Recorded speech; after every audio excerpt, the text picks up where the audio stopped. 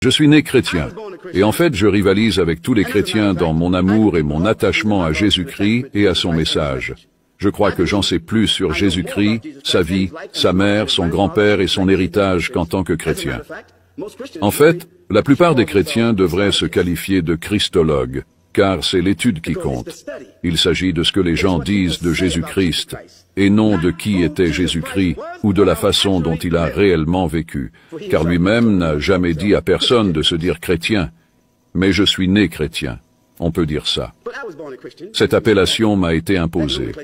Et en tant que chrétien, je me suis posé des questions sur la question de savoir si Jésus-Christ est le Fils de Dieu. Je voulais comprendre cela. Je voulais comprendre comment Jésus pouvait être le Fils de Dieu et aussi être Dieu et être aussi une personne divine parmi trois personnes qui font partie du Dieu unique. Voyez maintenant si vous pouvez trouver cela mathématiquement.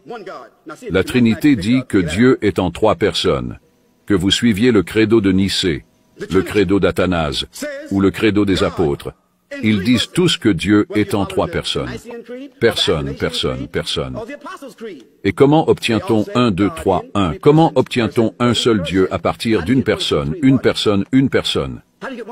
Et ils expliquent clairement que chacun est une personne et une personnalité divine, mais qu'ils sont tous un seul Dieu, un mystère qui n'a jamais été résolu en 2000 ans.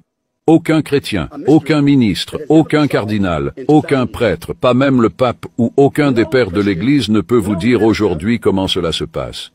Ils ont donc tous décidé d'utiliser un mot pour résumer tout cela. C'est un mystère, mon fils. Eh bien, c'est le mystère que je pense qu'un Sherlock Holmes de 100 ans ne sera jamais capable de résoudre.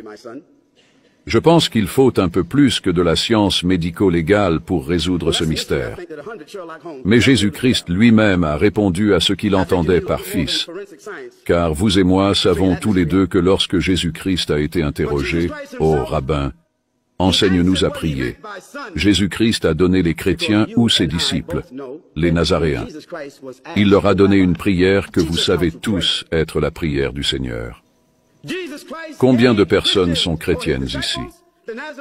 Ne soyez pas timides. Laissez-moi voir. Bien, ça suffit. Parlons un peu de la prière du Seigneur. C'est une bonne prière. Il a dit, « Je vais t'apprendre à prier ».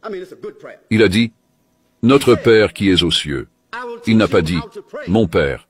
Il n'a pas dit, « Mon Père ». S'il était le Fils exclusif de Dieu Tout-Puissant, il aurait dit, « Mon Père qui es aux cieux ».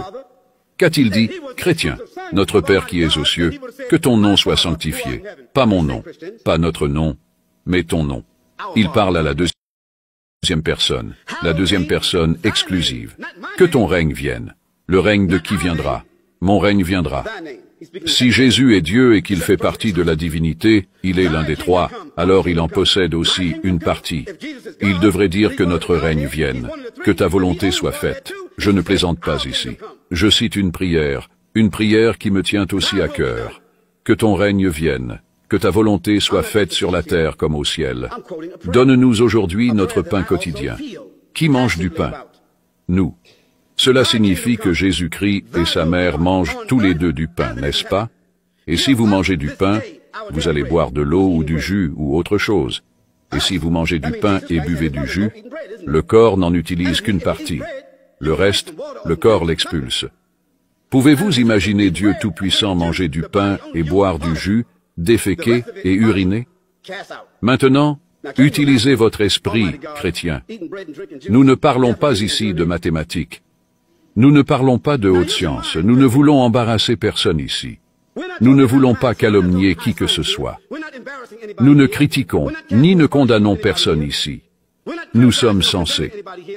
Donne-nous aujourd'hui notre pain quotidien, et pardonne-nous nos offenses comme nous pardonnons aussi à ceux qui nous ont offensés.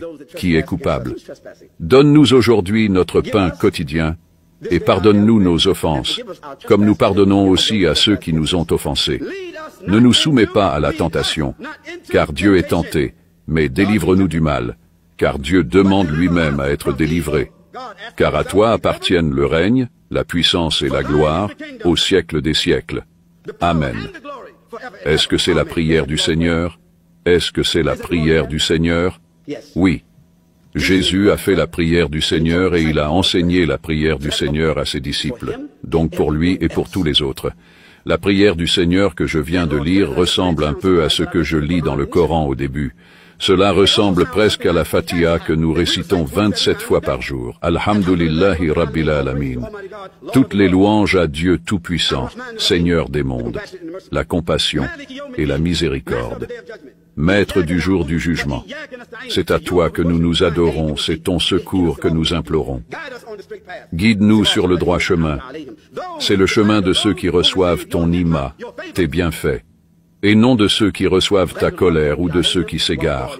C'est ce que nous disons dans le Coran de manière similaire à ce que Jésus a dit selon les Écritures. Il n'y a aucune contradiction.